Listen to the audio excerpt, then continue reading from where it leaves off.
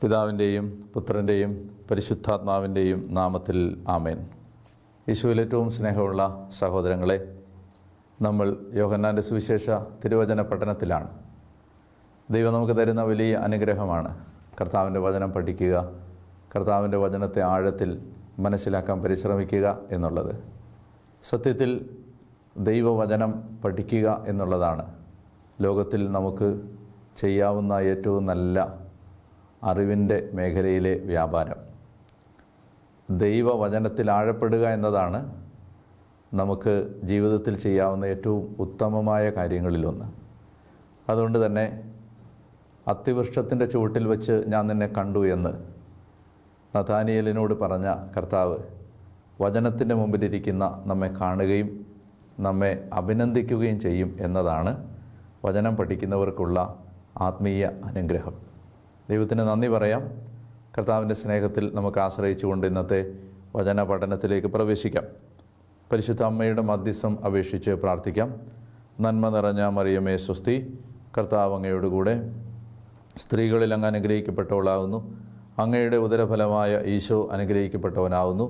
പരിശുദ്ധ മറിയമേ തമ്പുരാൻ്റെ അമ്മേ, പാപികളായ ഞങ്ങൾക്ക് വേണ്ടി ഇപ്പോഴും ഞങ്ങളുടെ മരണസമയത്തും തമ്പുരാനോട് അപേക്ഷിച്ചു വരണമേ. ആമേൻ. പിതാവിൻ്റെയും പുത്രൻ്റെയും പരിശുദ്ധാത്മാവിൻ്റെയും നാമത്തിൽ ആമേൻ. യോഹന്നാൻ്റെ സുവിശേഷം 3-ാം അധ്യായം 14-ാമത്തെ തിരുവചനത്തിലാണ് നാം അവസാനിപ്പിച്ചത്. യോഹന്നാൻ 3:14 വളരെ മനോഹരമായ ഒരാശയം കർത്താവ് അവതരിപ്പിക്കുകയാണ്. മോശ മരുഭൂമിയിൽ സർപ്പത്തെ ഉയർത്തിയതുപോലെ തന്നിൽ വിശ്വസിക്കുന്നവന് നിത്യജീവൻ ഉണ്ടാകേണ്ടതിന് മനുഷ്യപുത്രനും ഉയർത്തപ്പെടേണ്ടിയിരിക്കുന്നു. തന്നിൽ വിശ്വസിക്കുന്നവന് നിത്യജീവൻ ഉണ്ടാകേണ്ടതിന് മനുഷ്യപുത്രൻ ഉയർത്തപ്പെടേണ്ടിയിരിക്കുന്നു. എന്തിനെ പോലെ? മോശ മരുഭൂമിയിൽ സർപ്പത്തെ ഉയർത്തിയതുപോലെ, മരുഭൂമിയിൽ ഉയർത്തപ്പെട്ട സർപ്പത്തെ പോലെ മനുഷ്യപുത്രൻ ഉയർത്തപ്പെടേണ്ടിയിരിക്കുന്നു. ഉയർത്തപ്പെടുക, ടു ബി ലിഫ്റ്റഡ് അപ്പ് എന്നതിൻ്റെ അർത്ഥം ഞാൻ കഴിഞ്ഞ എപ്പിസോഡിൽ വിശദീകരിച്ചിരുന്നു.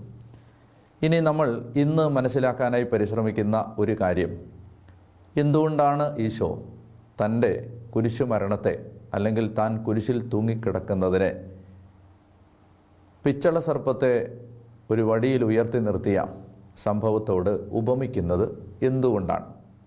എന്താണ് പിച്ചള സർപ്പവും, മരുഭൂമിയിൽ ഉയർത്തപ്പെട്ട പിച്ചള സർപ്പവും കാൽവരിയിൽ ഉയർത്തപ്പെട്ട യേശുവിൻ്റെ കുരിശും തമ്മിലുള്ള സമാനതയായി യേശു പറഞ്ഞു തരാൻ ആഗ്രഹിക്കുന്നത്?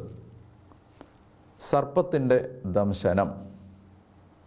ഇത് മനസ്സിലാക്കണമെങ്കിൽ ഉൽപ്പത്തി പുസ്തകത്തിൽ 3-ാം അധ്യായത്തിൽ ദൈവം സാത്താനോട് പറയുന്ന, ആദിമാതാപിതാക്കളെ പ്രലോഭിപ്പിച്ച് പാപം ചെയ്യിച്ച സാത്താനോടുള്ള ദൈവത്തിൻ്റെ അരുളപ്പാടിൽ നമ്മൾ വായിക്കുന്ന ഒരു ഭാഗം ഇപ്പോൾ ഈ സന്ദർഭത്തിൽ മനസ്സിലാക്കേണ്ടതുണ്ട്.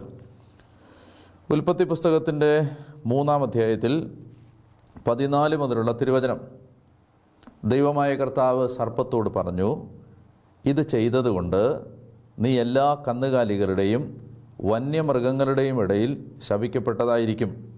നീ മണ്ണിൽ ഇഴഞ്ഞു നടക്കും, ജീവിതകാലം മുഴുവൻ നീ പൊടി തിന്നും. നീയും സ്ത്രീയും തമ്മിലും നിൻ്റെ സന്തതിയും അവരുടെ സന്തതിയും തമ്മിലും ഞാൻ ശത്രുത ഉളവാക്കും. അവൻ നിൻ്റെ തല തകർക്കും, നീ അവൻ്റെ കുതികാലിൽ പരിക്കേൽപ്പിക്കും.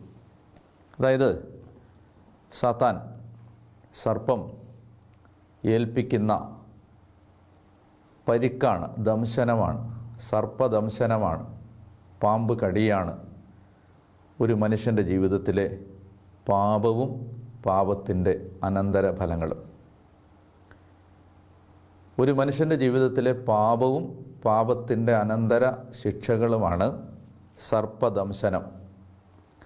അതുകൊണ്ട് ആ സർപ്പദംശനം, ആ പാമ്പ് കടി, പാപവും പാപത്തിൻ്റെ ശാപങ്ങളും ശിക്ഷകളും രോഗങ്ങളും ദുരിതങ്ങളും പാപം കൊണ്ടുവരുന്ന എല്ലാ തകർച്ചകളും, അതാണ് ഈ പാപമാകുന്ന അല്ലെ സാത്താനാകുന്ന സർപ്പത്തിൻ്റെ കടി എന്ന പാപമാകുന്ന സർപ്പദംശനം. യേശു കുരിശിലേക്ക് നടന്നു കയറുമ്പോൾ, യേശു കുരിശിലേക്കുള്ള യാത്രയിൽ തൻ്റെ ശരീരത്തിൽ ആവാഹിച്ചെടുത്തത് ഈ ലോകം മുഴുവനിലുമുള്ള എല്ലാ മനുഷ്യരുമേറ്റ പാമ്പ് കടിയാകുന്ന സർപ്പദംശനമാകുന്ന പാപത്തിൻ്റെ ശിക്ഷകളും രോഗങ്ങളും ദുരിതങ്ങളുമാണ്. അതായത് വിഷം ഉള്ളിൽ നിറഞ്ഞു നിൽക്കുന്ന ഒരു സർപ്പത്തെ പോലെ പാപം മുഴുവൻ ഉള്ളിലേക്ക് ഏറ്റെടുത്ത കർത്താവ് കുരിശിൽ ഉയർത്തപ്പെട്ട് നിൽക്കുകയാണ്. നിങ്ങൾ ഓർക്കേണ്ടത്, ദൈവം തൻ്റെ പുത്രനെ, കുരിശിലേറ്റപ്പെട്ട് കിടക്കുന്ന പുത്രനെ ഉപമിക്കാനായി, പരിശുദ്ധാത്മാവിലൂടെ ഉപമിക്കാനായി ഉപയോഗിക്കുന്ന ഒരു ഉപമ പാമ്പിനോടാണ്. ഈ പാമ്പ്, അതായത് നമുക്ക് പകരമായി മാറുന്ന യേശു, നമ്മുടെ പാപങ്ങൾ ഏറ്റെടുക്കുന്ന യേശു, നമ്മളേറ്റ ഈ പാമ്പ് കടി, പാപത്തിൻ്റെ ശിക്ഷയും പാപത്തിൻ്റെ ശിക്ഷയും, പാപം കൊണ്ടുവന്ന മരണവും, പാപം കൊണ്ടുവന്ന ദുരിതങ്ങളും, പാപം കൊണ്ടുവന്ന വേദനകളും, പാപം മാനവരാശിക്ക് സമ്മാനിച്ച നിത്യമായതും കാലികമായതുമായ സകല ശിക്ഷകളും ദുരിതങ്ങളും, അതിൻ്റെ എല്ലാ സങ്കീർണ ഭാവങ്ങളോടും കൂടി തൻ്റെ ശരീരത്തിൽ യേശു ആവാഹിച്ച് ഏറ്റെടുത്തു. മാനവകുലത്തിൻ്റെ പ്രതിനിധി എന്ന നിലയിൽ, നമ്മൾ ഓരോരുത്തരുടെയും പകരക്കാരൻ എന്ന നിലയിൽ നാം ഏറ്റുവാങ്ങേണ്ടിയിരുന്ന ഈ പാമ്പ് കടിയുടെ അനന്തരഫലങ്ങൾ തൻ്റെ ശരീരത്തിലേക്ക് ഏറ്റെടുത്ത യേശു ആ വിഷം മുഴുവൻ തൻ്റെ ശരീരത്തിൽ വഹിച്ചുകൊണ്ടാണ് കുരിശിൽ ഉയർത്തപ്പെട്ട് നിൽക്കുന്നത്. അതുകൊണ്ട് കുരിശിൽ ഉയർത്തപ്പെട്ട് നിൽക്കുന്ന യേശു ഈ മരുഭൂമിയിൽ മോശ ഉയർത്തിയ പിച്ചള സർപ്പത്തെ പോലെ ഉയർത്തപ്പെട്ട് നിൽക്കുകയാണ്. അപ്പോൾ ഈ സമാനത മനസ്സിൽ കണ്ടുകൊണ്ട് നമ്മൾ ഇനിയും മനസ്സിലാക്കേണ്ടത്, ഈ മരുഭൂമിയിൽ മോശ പിച്ചള സർപ്പത്തെ ഉയർത്തിയ ആ സംഭവം യഥാർത്ഥത്തിൽ നമ്മളെ പഠിപ്പിക്കുന്ന പാഠം എന്താണ്?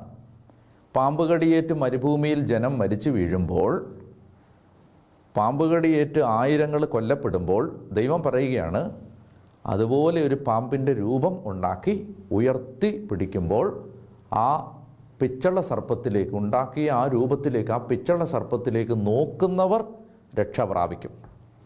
ആ പിച്ചള സർപ്പത്തെ നോക്കുന്നവർ രക്ഷ പ്രാപിക്കും. എന്താണ് ഇവിടെ ഉദ്ദേശിക്കുന്നത്? അതായത്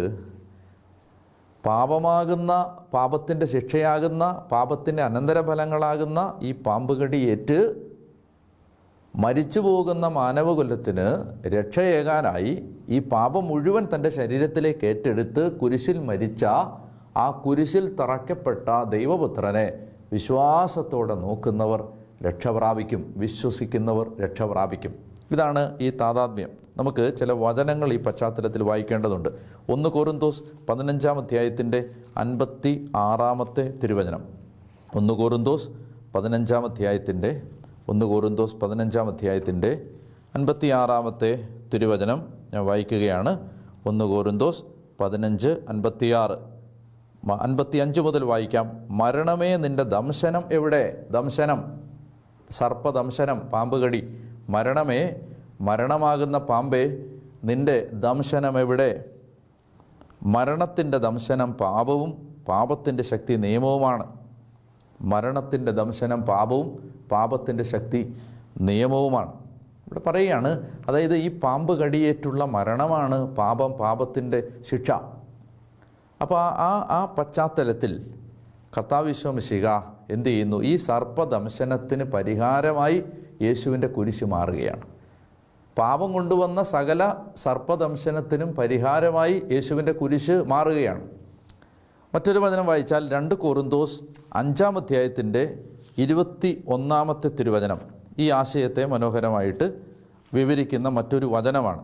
2 കൊരിന്തോസ് 5-ാം അധ്യായത്തിൻ്റെ 21 ഞാൻ വായിക്കാം. എന്തെന്നാൽ അവനിൽ നാം എല്ലാവരും ദൈവത്തിൻ്റെ നീതിയാകേണ്ടതിന് പാപം അറിയാത്തവനെ ദൈവം നമുക്ക് വേണ്ടി പാപമാക്കി. ഈ സർപ്പത്തിൻ്റെ വിഷം ഉള്ളിലില്ലാത്തവൻ്റെ മുകളിലേക്ക് ഈ സർപ്പത്തിൻ്റെ വിഷവും, ഈ സർപ്പവിഷം കൊണ്ടുവന്ന മരണവും, ഈ സർപ്പവിഷം കൊണ്ടുവന്ന വേദനയും ദൈവം അവൻ്റെ മേൽ ചുമത്തി. ഇതാണ് യെശയ്യാ പറയുന്നത്. നമ്മുടെ പാപങ്ങളാണ് അവൻ ചുമന്നത്, നമ്മുടെ അകൃത്യങ്ങളാണ് അവൻ വഹിച്ചത്. നമ്മൾ മനസ്സിലാക്കേണ്ടത്, യേശു നമുക്ക് പകരം നിന്ന് പാപം നമ്മിൽ മാനവകുലത്തിൽ ഏൽപ്പിക്കുന്ന സകല ആഘാതങ്ങളും യേശു തൻ്റെ ശരീരത്തിൽ ആവാഹിച്ചെടുത്തു, അനുഭവിച്ചു. അതാണ് ഗത്സമൻ തോട്ടത്തിൽ അവൻ രക്തം വിയർത്തു എന്ന് പറയുന്നത്. അവൻ കടന്നുപോയ ആ പാപം കൊണ്ടുവന്ന മഹാദുരിത വേദനകളുടെ കാണാക്കയത്തിൻ്റെ ഒരു നിസാരമായ ഒരു അടയാളമായിട്ട്, അല്ലെങ്കിൽ അതിൻ്റെ ഏറ്റവും വെളിപ്പെടുത്താവുന്ന അടയാളങ്ങളിൽ ഒന്ന് മാത്രമായിട്ടാണ് യേശു രക്തം വിയർത്തതിനെ സുവിശേഷകന്മാർ അവതരിപ്പിക്കുന്നത്. അപ്പം നമുക്ക് പകരം യേശു പാപമറിയാത്തവനെ, മനോഹരമായ ഒരു വചനമാണിത്. എന്തെന്നാൽ അവനിൽ നാം എല്ലാവരും ദൈവത്തിൻ്റെ നീതിയാകേണ്ടതിന് എന്ന് പറഞ്ഞാൽ നാം എല്ലാവരും ദൈവത്തിൻ്റെ മുമ്പിൽ നീതീകരിക്കപ്പെടേണ്ടതിന്, നാം എല്ലാവരും ദൈവത്തിൻ്റെ മുമ്പിൽ നിൽക്കാനുള്ള യോഗ്യത സമ്പാദിക്കേണ്ടതിന് പാപമില്ലാത്തവനെ, പാപമറിയാത്തവനെ ദൈവം നമുക്ക് വേണ്ടി പാപമാക്കി മാറ്റി. പാപമറിയാത്തവനെ ദൈവം നമുക്ക് വേണ്ടി പാപമാക്കി മാറ്റി. 1 യോഹന്നാൻ 3-ാം അധ്യായം 8-ാമത്തെ തിരുവചനം. പാപം ചെയ്യുന്നവൻ പിശാചിൽ നിന്നുള്ളവനാണ്. എന്തെന്നാൽ പിശാച് ആദി മുതലേ പാപം ചെയ്യുന്നവനാണ്. പിശാചിൻ്റെ പ്രവൃത്തികളെ നശിപ്പിക്കാൻ വേണ്ടിയാണ് ദൈവപുത്രൻ പ്രത്യക്ഷനായത്. പിശാചിൻ്റെ പ്രവൃത്തി എന്താണ്? പിശാച് സർപ്പം. ആ പിശാചിൻ്റെ പ്രവൃത്തി സർപ്പദംശനം. പിശാചാകുന്ന പാമ്പ്, പിശാചാകുന്ന പുരാതന സർപ്പം മാനവകുലത്തിൽ ഏൽപ്പിച്ച പാപമാകുന്ന പാപശിക്ഷകളാകുന്ന സർപ്പദംശനം, അത് നശിപ്പിക്കാൻ വേണ്ടിയാണ് ദൈവപുത്രൻ കുരിശിൽ മരിച്ചത്. മറ്റൊരു വചനം വായിക്കാം. യോഹന്നാൻ്റെ സുവിശേഷം 12-ാം അധ്യായം, യോഹന്നാൻ്റെ സുവിശേഷം 12-ാം അധ്യായം 31-ഉം 32-ഉം വാക്യങ്ങൾ. യോഹന്നാൻ 12, 31, 32 വാക്യങ്ങൾ. ഇപ്പോഴാണ് ഈ ലോകത്തിൻ്റെ ന്യായവിധി. ഇപ്പോൾ ഈ ലോകത്തിൻ്റെ അധികാരി പുറന്തള്ളപ്പെടും. ഞാൻ ഭൂമിയിൽ നിന്ന് ഉയർത്തപ്പെടുമ്പോൾ എല്ലാ മനുഷ്യരെയും എന്നിലേക്ക് ആകർഷിക്കും. അവനിത് പറഞ്ഞത് താൻ ഏത് വിധത്തിലുള്ള മരണമാണ് വരിക്കാൻ പോകുന്നത് എന്ന് സൂചിപ്പിക്കാനാണ്. അതായത് ഈ ഉയർത്തപ്പെടുക, മരുഭൂമിയിൽ പിച്ചള സർപ്പം ഉയർത്തപ്പെട്ടതുപോലെ യേശു ഉയർത്തപ്പെട്ടത് യഥാർത്ഥത്തിൽ യേശു നമ്മുടെ പാപങ്ങളെല്ലാം കുരിശിലേറ്റെടുത്ത് കുരിശിൽ മരിച്ചതിൻ്റെ അടയാളമായിട്ടാണ് ഇവിടെ അവതരിപ്പിക്കുന്നത്. അപ്പോൾ കർത്താവ് ഈശോ മിശിഹായുടെ ഈ കുരിശ് മരണത്തെ പിച്ചള സർപ്പത്തെ ഉയർത്തിയതുപോലെയാണ് ഇവിടെ യോഹന്നാൻ അവതരിപ്പിക്കുന്നത്. അതായത് പാപത്തിൻ്റെ ഗിൽറ്റ്, കുറ്റബോധം, പാപത്തിൻ്റെ ശിക്ഷ, പാപത്തിൻ്റെ ശാപം, പാപം കൊണ്ടുവന്ന അനന്തരഫലങ്ങൾ, ഇതെല്ലാമാണ് സർപ്പദംശനം. അപ്പോൾ ഈ പാപം കൊണ്ടുവന്ന സകല അനന്തരഫലങ്ങളും ഒരു വ്യക്തിയിൽ നിന്ന് വിട്ടുമാറുന്നത്, പാപത്തിൻ്റെ ദംശനം, സർപ്പത്തിൻ്റെ ദംശനം ഏൽപ്പിച്ച മരണവും അനുബന്ധമായ എല്ലാ കാര്യങ്ങളും ഒരു വ്യക്തിയിൽ നിന്ന് വിട്ടുമാറുന്നത് യേശുവിൻ്റെ കുരിശിലേക്ക് നോക്കുമ്പോഴാണ്. കുരിശിൽ തറയ്ക്കപ്പെട്ടവനെ വിശ്വാസത്തോടെ നോക്കുമ്പോഴാണ്, അല്ലെങ്കിൽ കുരിശിൽ തറയ്ക്കപ്പെട്ടവനിൽ വിശ്വസിക്കുമ്പോഴാണ്. അങ്ങനെ വിശ്വസിക്കുമ്പോൾ അവനിലേക്ക് ഈ സർപ്പമേൽപ്പിച്ച ആഘാതങ്ങൾ, അത് കൊണ്ടുവന്ന ദുരിതങ്ങൾ, അവനിലെ ദുരിതങ്ങൾ വിട്ടുമാറുകയാണ്. അപ്പോൾ അതുകൊണ്ട് ഈ 15-ാമത്തെ വാക്യം അതാണ്. മോശ മരുഭൂമിയിൽ സർപ്പത്തെ ഉയർത്തിയതുപോലെ തന്നിൽ വിശ്വസിക്കുന്നവന് നിത്യജീവൻ, മരണം മാറി നിത്യജീവൻ ഉണ്ടാകേണ്ടതിന് മനുഷ്യപുത്രനും ഉയർത്തപ്പെടേണ്ടിയിരിക്കുന്നു. ഇനി തുടർന്ന് 16 മുതലുള്ള വാക്യങ്ങളിൽ വിവരിക്കാൻ പോകുന്നത് ഈ മരുഭൂമിയിൽ പിച്ചള സർപ്പം ഉയർത്തപ്പെട്ടതുപോലെ ഉയർത്തപ്പെട്ട് നിൽക്കുന്ന യേശുവിനെ നോക്കുക, അല്ലേ, നോക്കുന്നവൻ, അല്ല അങ്ങനെയല്ലേ പറയുന്നത്, അവനെ വിശ്വസിക്കുന്നവന് നിത്യജീവൻ ഉണ്ടാകേണ്ടതിന് മനുഷ്യപുത്രൻ ഉയർത്തപ്പെടേണ്ടിയിരിക്കും. അപ്പോൾ അതിനെ കൂടുതൽ ഇനി 16 മുതലുള്ള വാക്യങ്ങളിൽ വിശദീകരിക്കാൻ പോവുകയാണ്. എന്താണ് ഈ മനുഷ്യപുത്രനെ വിശ്വസിക്കുക എന്ന് പറഞ്ഞാൽ, അല്ലെ എന്താണ് ഈ പിച്ചള സർപ്പത്തെ നോക്കുന്നത് പോലെ ഉയർത്തപ്പെട്ട യേശുവിനെ നോക്കുക, കുരിശിൽ തറയ്ക്കപ്പെട്ട യേശുവിനെ നോക്കുക എന്നതിൻ്റെ അർത്ഥം ഇനി വ്യാഖ്യാനിക്കാൻ പോവുകയാണ്. 16-ാമത്തെ വാക്യം ഒരുപക്ഷെ സുവിശേഷത്തിലെയോ ഒരുപക്ഷെ ബൈബിളിലെയോ ഏറ്റവും സുപരിചിതമായ വാക്യങ്ങളിൽ ഒന്നാണ് ഈ 16-ാമത്തെ വാക്യം. എന്തെന്നാൽ അവനിൽ വിശ്വസിക്കുന്ന ഏവനും നശിച്ചു പോകാതെ നിത്യജീവൻ പ്രാപിക്കേണ്ടതിന് വേണ്ടി തൻ്റെ ഏകജാതനെ നൽകാൻ തക്കവിധം ദൈവം ലോകത്തെ അത്രമാത്രം സ്നേഹിച്ചു. ഒരുവനും നശിച്ചു പോകാതെ നിത്യജീവൻ പ്രാപിക്കാൻ ആരാണ്? ലോകത്തുള്ള എല്ലാ മനുഷ്യരോടും ദൈവത്തിന് സ്നേഹമുണ്ട്. ലോകത്തുള്ള എല്ലാ മനുഷ്യരും ദൈവത്തിൻ്റെ മക്കളാണ്. വ്യാപകമായൊരർത്ഥത്തിൽ സൃഷ്ടികൾ സ്രഷ്ടാവായ ദൈവത്തിൻ്റെ മക്കളാണ് വ്യാപകമായൊരർത്ഥത്തിൽ. എന്നാൽ ഇവിടെ ഉദ്ദേശിക്കുന്നത് ഈ എല്ലാവരോടുമുള്ള ദൈവത്തിൻ്റെ സ്നേഹം അനുഭവിക്കാൻ എല്ലാവർക്കും കഴിയുന്നില്ല. എല്ലാവരിലേക്കും പകർന്നൊഴുകുന്ന ദൈവത്തിൻ്റെ സ്നേഹത്തെ സ്വീകരിക്കുന്നത് വളരെ കുറച്ച് പേർ മാത്രമാണ്. സ്നേഹം അനുഭവിക്കുന്നത് വളരെ കുറച്ച് പേർ മാത്രമാണ്. അപ്പോൾ ഇവിടെ പറയുകയാണ്, ആരാണ് ഈ സ്നേഹം അനുഭവിക്കുന്നത്? ആർക്കാണ് ഈ നിത്യജീവൻ കിട്ടുന്നത്? അവനിൽ വിശ്വസിക്കുന്നവന്, യേശുവിൽ വിശ്വസിക്കുന്നവന്, യേശുവിനെ ജീവിതത്തിൻ്റെ ആധാരവും അഭയവും ലക്ഷ്യവുമായി സ്വീകരിക്കുന്നവന്, യേശുവിനെ ജീവിതത്തിൻ്റെ കേന്ദ്രസ്ഥാനത്ത് പ്രതിഷ്ഠിക്കുന്നവന്, യേശുവിനെ വിശ്വസിച്ച് ആരാധിച്ച് യേശുവിൽ ജീവിക്കുന്നവന്, അവനിൽ വിശ്വസിക്കുന്ന ഏവനും നശിച്ചു പോകാതെ നിത്യജീവൻ പ്രാപിക്കേണ്ടതിനായി തൻ്റെ ഏകജാതനെ നൽകാൻ തക്ക വിധം ദൈവം ലോകത്തെ അത്രമാത്രം സ്നേഹിച്ചു. 17-ാമത്തെ വാക്യം, ദൈവം തൻ്റെ പുത്രനെ ലോകത്തിലേക്ക് അയച്ചത് ലോകത്തെ ശിക്ഷയ്ക്ക് വിധിക്കാനല്ല, മറിച്ച് അവൻ വഴി ലോകം രക്ഷ പ്രാപിക്കാനാണ്. നമ്മുടെ എല്ലാവരുടെയും ഹൃദയത്തിൽ ആഴത്തിൽ രൂപപ്പെടേണ്ട ഒരു ചിന്തയാണിത്. ദൈവം യേശുവിനെ അയച്ചത് മനുഷ്യനെ ശിക്ഷിക്കാനല്ല, രക്ഷിക്കാനാണ്. അതുകൊണ്ട് യേശുവിനെ അറിഞ്ഞ ഓരോ വ്യക്തിയുടെയും ഉത്തരവാദിത്തമാണ് ഈ രക്ഷയിലേക്ക്, ഈ രക്ഷ അറിയാത്ത അനേക കോടി മനുഷ്യരെ ആകർഷിക്കുക എന്നുള്ളത്.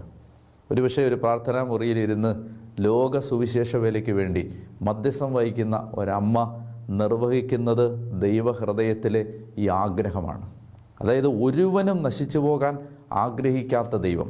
തിമോത്തിയിൽ വളരെ വ്യക്തമായിട്ട് മധ്യസ്ഥ പ്രാർത്ഥനയുമായിട്ട് ബന്ധപ്പെട്ടിട്ടാണ് പൗലോസ് അപ്പോസ്തലൻ ഇത് പറയാൻ പോകുന്നത്. അതായത് നാം എല്ലാവർക്കും വേണ്ടി പ്രാർത്ഥിക്കണം. എന്തിനാണ് പ്രാർത്ഥിക്കേണ്ടത്? ഞാൻ ആ വാക്യം വായിക്കാം. 1 തിമോത്തി 2-ാം അധ്യായം 1 മുതൽ. എല്ലാവർക്കും വേണ്ടി അപേക്ഷകളും യാചനകളും മധ്യസ്ഥ പ്രാർത്ഥനകളും ഉപകാര സ്മരണകളും അർപ്പിക്കണമെന്ന് ഞാൻ ആദ്യമേ ആഹ്വാനം ചെയ്യുന്നു. അപ്പോൾ 1-ാമത്തെ വാക്യം അതാണ്. എല്ലാവർക്കും വേണ്ടി അപേക്ഷകളും യാചനകളും മധ്യസ്ഥ പ്രാർത്ഥനകളും ഉപകാര സ്മരണകളും അർപ്പിക്കണമെന്ന് ഞാൻ ആദ്യമേ ആഹ്വാനം ചെയ്തു. ചിലപ്പോൾ പറയുകയാണ് മധ്യസ്ഥം പ്രാർത്ഥിക്കണം, എല്ലാവർക്കും വേണ്ടി പ്രാർത്ഥിക്കണം. എന്തിനാണ് എല്ലാവർക്കും വേണ്ടി പ്രാർത്ഥിക്കുന്നത്? എല്ലാ ഭക്തിയിലും വിശുദ്ധിയിലും ശാന്തവും സമാധാനപൂർണവുമായ ജീവിതം നയിക്കാൻ നമുക്കിടയാകത്തക്ക വിധം രാജാക്കന്മാർക്കും ഉന്നത സ്ഥാനീയർക്കും വേണ്ടിയും ഇപ്രകാരം തന്നെ ചെയ്യേണ്ടതാണ്. ഇത് ഉത്തമവും നമ്മുടെ രക്ഷകനായ ദൈവത്തിൻ്റെ മുമ്പിൽ സ്വീകാര്യവുമാണ്. മധ്യസ്ഥ പ്രാർത്ഥന ഉത്തമമാണ്. ദൈവത്തിൻ്റെ രക്ഷകനായ ദൈവത്തിൻ്റെ മുമ്പിൽ സ്വീകാര്യമാണ്. എന്തുകൊണ്ടാണ്? വാക്യം 4, എല്ലാവരും രക്ഷിക്കപ്പെടണമെന്നും സത്യം അറിയണമെന്നുമാണ് അവിടുന്ന് ആഗ്രഹിക്കുന്നത്. എല്ലാവരും രക്ഷിക്കപ്പെടണം. എങ്ങനെയെങ്കിലും രക്ഷിക്കപ്പെട്ടാൽ പോരാ, യേശുവിലൂടെ രക്ഷിക്കപ്പെടണം. അതാണ് അടുത്ത വാക്യം. എന്തെന്നാൽ ഒരു ദൈവമേ ഉള്ളൂ, പല ദൈവങ്ങളില്ല, ഒരു ദൈവമേ ഉള്ളൂ.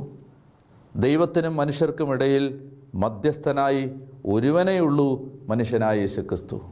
മനുഷ്യാവതാരം ചെയ്ത് മനുഷ്യരാശിയെ രക്ഷിച്ച യേശുവിലൂടെ മാത്രമാണ് രക്ഷ. അതാണ് ഈ പറഞ്ഞിരിക്കുന്നത്. അതുകൊണ്ട് എന്ത് ചെയ്യണം? ആ യേശുവിനെ എല്ലാവരും അറിഞ്ഞ് രക്ഷ പ്രാപിക്കുന്നതിന് എല്ലാവർക്കും വേണ്ടി പ്രാർത്ഥിക്കണം. യേശുവിലൂടെ മാത്രമേ രക്ഷയുള്ളൂ. ആ യേശുവിനെ എല്ലാവരും അറിഞ്ഞ് എല്ലാവരും ആ യേശുവിലേക്ക് എത്തുന്നതിന് എല്ലാവർക്കും വേണ്ടി പ്രാർത്ഥിക്കണം. അതാണ് യോഹന്നാൻ്റെ സുവിശേഷം 3:17. ദൈവം തൻ്റെ പുത്രനെ ലോകത്തിലേക്ക് അയച്ചത് ലോകത്തെ ശിക്ഷയ്ക്ക് വിധിക്കാനല്ല, പ്രത്യുത അവൻ വഴി ലോകം രക്ഷ പ്രാപിക്കാനാണ്. 18-ാമത്തെ വാക്യം, അവനിൽ വിശ്വസിക്കുന്ന ഒരുവനും ശിക്ഷയ്ക്ക് വിധിക്കപ്പെടുന്നില്ല. എത്ര വലിയ സ്വാതന്ത്ര്യമാണ് യേശുവിലൂടെ പ്രഘോഷിക്കപ്പെടുന്നത്. യേശുവിലൂടെ ദൈവം നമുക്ക് തന്ന രക്ഷയെ സ്വീകരിക്കുന്ന ഒരു വ്യക്തിയും ശിക്ഷിക്കപ്പെടുന്നില്ല. അവനിൽ വിശ്വസിക്കുന്ന ഒരുവനും ശിക്ഷയ്ക്ക് വിധിക്കപ്പെടുന്നില്ല. വിശ്വസിക്കാത്തവനോ ദൈവത്തിൻ്റെ ഏകജാതൻ്റെ നാമത്തിൽ വിശ്വസിക്കാത്തത് കൊണ്ട് നേരത്തെ തന്നെ ശിക്ഷയ്ക്ക് വിധിക്കപ്പെട്ടിരിക്കുന്നു. അതായത് രക്ഷയും ശിക്ഷയും മുൻകൂർ ഉറപ്പിക്കപ്പെടുകയാണ്. രക്ഷയും ശിക്ഷയും നിർണയിക്കുന്ന മാനദണ്ഡം എന്താണ്? യേശുവിൽ വിശ്വസിക്കുക, യേശുവിൽ വിശ്വസിക്കാതിരിക്കുക. അതായത് ഈ ലോകത്തെ രണ്ടായി ദൈവം വിഭജിക്കാൻ പോകുന്നു. ഒന്ന് വിശ്വസിക്കുന്നവരും 2 വിശ്വസിക്കാത്തവരും. വിശ്വസിക്കാത്തവരുമാണ് ഈ അന്തിമകാലത്തിലെ വേർതിരിവിൻ്റെ ആ ബോർഡർ, ആ വര, ആ വേർതിരിവിൻ്റെ അതിർത്തി എന്ന് പറയുന്നത്, അല്ലെ ആ വേർതിരിവിൻ്റെ മാനദണ്ഡം എന്ന് പറയുന്നത് വിശ്വസിക്കുന്നവരും വിശ്വസിക്കാത്തവരും. എന്ത് വിശ്വസിക്കുന്നു എന്നല്ല, ആരിൽ വിശ്വസിക്കുന്നു. യേശുവിൽ വിശ്വസിക്കുന്നവരും വിശ്വസിക്കാത്തവരും.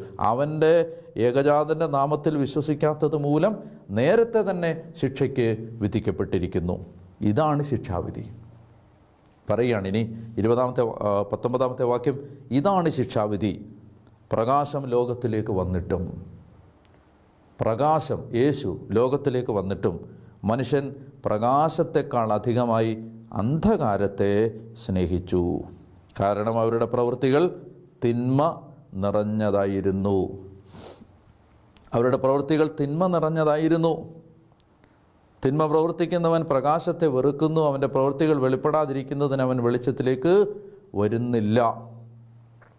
കത്തോലിക്ക സഭയുടെ മതബോധന ഗ്രന്ഥം 153 ഖണ്ഡികയിൽ ഇങ്ങനെ പറയുന്നുണ്ട്, faith is a gift of God, a supernatural virtue infused by him. വിശ്വാസത്തെക്കുറിച്ച് പറയുകയാണ്. വിശ്വാസം ഒരു പ്രകൃത്യാതീത ദാനമാണ്, സൂപ്പർ നാച്ചുറൽ ഗിഫ്റ്റാണ്. വിശ്വാസം ഒരു പ്രകൃത്യാതീത ദാനമാണ്. Faith is a supernatural gift, supernatural virtue infused by him. കർത്താവ് നമ്മുടെ ആത്മാവിലേക്ക് നിക്ഷേപിക്കുന്ന ഒരു സൗജന്യ പുണ്യമാണ് വിശ്വാസം. Before this faith can be exercised, man must have the grace of God to move and assist him. എന്ന് പറഞ്ഞാൽ ഇവിടെ ഉദ്ദേശിക്കുന്ന കാര്യം എന്താണെന്നറിയാമോ? ഈ വിശ്വാസം ഉണ്ടാകുന്നതിന് പോലും നമുക്ക് ദൈവത്തിൻ്റെ കൃപാവരം ആവശ്യമുണ്ട്. വിശ്വാസം ഉണ്ടാകുന്നതിന് പോലും നമുക്ക് ദൈവത്തിൻ്റെ കൃപാവരം ആവശ്യമുണ്ട്. കർത്താവ് പറയുകയാണ്, നമ്മിൽ വിശ്വാസം ഉണ്ടാകുന്നതിന് പോലും നമുക്ക് ദൈവത്തിൻ്റെ കൃപാവരം ആവശ്യമുണ്ട്. He must have the interior help of the Holy Spirit who moves the heart and converts it to God, who opens the eyes and minds and makes it easy for all to accept and believe the truth. പറയുകയാണ്. അതായത് നമ്മൾ പറയുന്നു, യേശുവിൽ വിശ്വസിക്കുന്നത് വഴി ഒരു വ്യക്തിക്ക് നിത്യജീവൻ ഉണ്ടാകുന്നു. യേശുവിലുള്ള വിശ്വാസം വഴി ഒരു വ്യക്തിക്ക് നിത്യജീവൻ ഉണ്ടാകുന്നു. സത്യം പറഞ്ഞാൽ ഈ വിശ്വാസം പോലും ദൈവത്തിൻ്റെ ദാനമാണ്. ഞാൻ അതിനെക്കുറിച്ച് കൂടുതൽ വിശദീകരിക്കാം. ഇപ്പോൾ ഇവിടെ പറയുകയാണ്, യേശുവിനെ വിശ്വസിക്കാതിരിക്കുന്നതാണ് ലോകത്തിൻ്റെ ശിക്ഷാവിധി. നമ്മൾ ഈ ലോകത്തിൻ്റെ എന്തെല്ലാം അതിനൂതനമായ പുരോഗതിയെക്കുറിച്ച് അത്ഭുതപ്പെടുമ്പോഴും നമ്മൾ ഇന്ന് ഹൃദയവേദനയോടെ ആകുലപ്പെടേണ്ട ഒരു മേഖല, യേശുവിൽ വിശ്വസിക്കാനാവാത്ത, യേശുവിനെ ഗൗരവമായി എടുക്കാനാവാത്ത അനേക കോടി മക്കൾ ഇപ്പോഴും ലോകത്തിനുണ്ട്. അതുകൊണ്ടൊരു വിശ്വാസിയുടെ ഹൃദയത്തെ ഇത് വേദനിപ്പിച്ചുകൊണ്ടേയിരിക്കണം. അതായത് നമ്മുടെ മുമ്പിൽ നമുക്ക് ആനന്ദിക്കാനും ആശ്വസിക്കാനും ഉതകുന്ന ആയിരക്കണക്കിന് കാര്യങ്ങൾ നിലനിൽക്കുമ്പോൾ തന്നെ നമ്മുടെ ജീവിതത്തെ നിരന്തരമായ വേദനയുടെ നെരിപ്പോടിനകത്തേക്ക് നമ്മുടെ നീറിപ്പുകയുന്ന അവസ്ഥയിൽ നമ്മളെ കൊണ്ടുവന്നെത്തിക്കുന്ന ഒരു വർത്തമാനകാല യാഥാർത്ഥ്യമാണ് യേശുവിനെ അറിയാത്ത, യേശുവിനെ സ്വീകരിക്കാത്ത അനേക കോടി മക്കൾ ഈ ലോകത്തുണ്ട് എന്നുള്ളത്. അതായത് നമ്മുടെ എല്ലാ സംവിധാനങ്ങളും, നമുക്ക് ദൈവം തന്നിട്ടുള്ള സർവ്വ കഴിവുകളും, നമ്മുടെ എല്ലാ സംവിധാനങ്ങളും നാം ഒരു യുദ്ധകാലാടിസ്ഥാനത്തിൽ യേശുവിനെ പ്രഘോഷിക്കുന്നതിന് ഉപയോഗിക്കേണ്ട ഒരു കാലമാണിത്. ഇത് നാം ഇപ്പോൾ ചെയ്യാതിരുന്നാൽ ഇനി വരാൻ പോകുന്ന നാളുകൾ ദുരിതപൂർണമായിരിക്കും. അതായത് ദൈവത്തിന് സഭയോട് തൻ്റെ ശരീരമാകുന്ന സഭയോട് എന്തെങ്കിലും ഒരാഭിമുഖ്യക്കുറവ് ഇന്നുണ്ടെങ്കിൽ അത് ഈ വിഷയത്തിൻ്റെ പേരിലാണെന്ന് ഞാൻ വിചാരിക്കുന്നു. അതായത് സുവിശേഷം അറിഞ്ഞവർ, യേശുവിനെ അറിഞ്ഞവർ, യേശു എന്ന മഹാസത്യത്തെ, ലോകത്തിൻ്റെ നിത്യജീവന് വേണ്ടി ദൈവം കൽപ്പിച്ചയച്ച ഏക സത്യദൈവമായ രക്ഷയ്ക്കുള്ള ഏക വഴിയായ യേശുവിനെ പങ്കുവെച്ചു കൊടുക്കാതിരിക്കുന്നു എന്ന മഹാപരാധമാണ് വർത്തമാനകാല സഭയ്ക്ക് മീതെ കർത്താവിൻ്റെ ക്രോധത്തിൻ്റെ വാളായി തൂങ്ങിക്കിടക്കുന്നത്. നമ്മൾ ഇന്ന് ഈ സമകാലിക സഭയിൽ കണ്ടുമുട്ടുന്ന സകല ദുരിതങ്ങളുടെയും അന്തർധാരയായി, അതിൻ്റെ അടിസ്ഥാനമായി, പശ്ചാത്തലമായി, കാരണമായി പ്രവർത്തിക്കുന്ന ഒരു പ്രധാനപ്പെട്ട സംഭവം, വസ്തുത ഇതാണെന്നാണ് എൻ്റെ എല്ലാ കാലത്തെയും ബോധ്യം. എന്താണ് നീറുന്ന നൂറുകണക്കിന് പ്രതിസന്ധികൾ ഇന്ന് സമകാലിക സഭ, വർത്തമാനകാല സഭ നേരിടേണ്ടി വരുന്നത്? സുവിശേഷം പ്രഘോഷിക്കാത്തത് കൊണ്ടാണ്, സുവിശേഷം പങ്കുവെക്കാത്തത് കൊണ്ടാണ്. കാരണം അത്രമാത്രം ദൈവം വിലമതിച്ചതാണ് മനുഷ്യൻ്റെ ആത്മാവിനെ. ദൈവം തൻ്റെ പുത്രനെ ലോകത്തിലേക്ക് അയച്ചത് ലോകത്തെ രക്ഷിക്കാനാണ്. ആ രക്ഷാകര ദൗത്യം ഏറ്റെടുത്തിരിക്കുന്നവർ അതിൽ കാണിക്കുന്ന അലംഭാവവും ഉദാസീനതയും നാം കണക്ക് കൊടുക്കേണ്ട മഹാപരാധ, മഹാപാപമാണ്. അതുകൊണ്ട് ആ ബോധ്യത്തോടെ നമുക്ക് ഇന്നത്തെ ഈ വചന പഠനം അവസാനിപ്പിക്കാം.